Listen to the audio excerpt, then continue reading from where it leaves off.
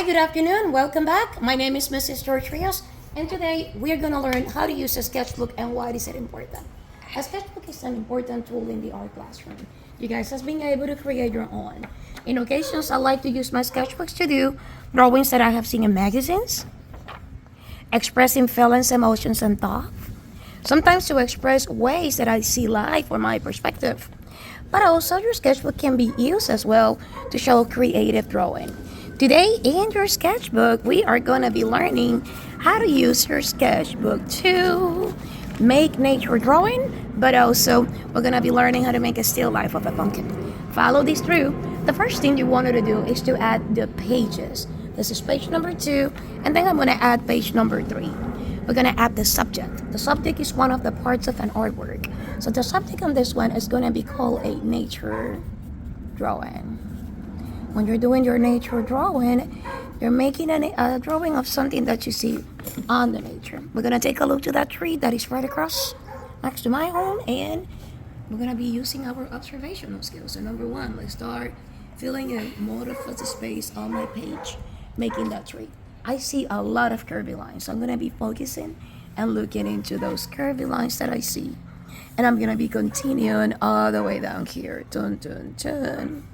See some branches, and I wanted to focus into those, and I'm going to start creating lines that I see through my eyes. Doesn't have to be perfect. You're going to try to do your very best focusing on what you see and adding those important details right in front of you. Yes. I know that tree still has a lot of different branches and leaves. Don't worry. I'm going to focus for the most part in creating all of these important ideas over here. That's about it. Adding some more on the side to show the beauty of an organic shape from nature. You're not only going to be adding those details, but you're going to be able to show more. And you're going to be adding some details around. I'm going to show you one that is already done so you can see how it finalized. So make sure that you add the texture, that you add another element such as the floor. You can actually add the sky. And if you can also incorporate value on it, which is the addition of lightness and darkness, that would be pretty cool as well. On your next page, you guys are going to be creating what we call a still life. A still life is a picture of an inanimated object. In this case, you're going to see a pumpkin. Make sure that you take a look at it and you decide if you wanted to use your sketchbook horizontally or vertically. I'm going to add the subject. The subject is what is my artwork about. And this is going to be a still life of a pumpkin. So I'm going to be turning this horizontally.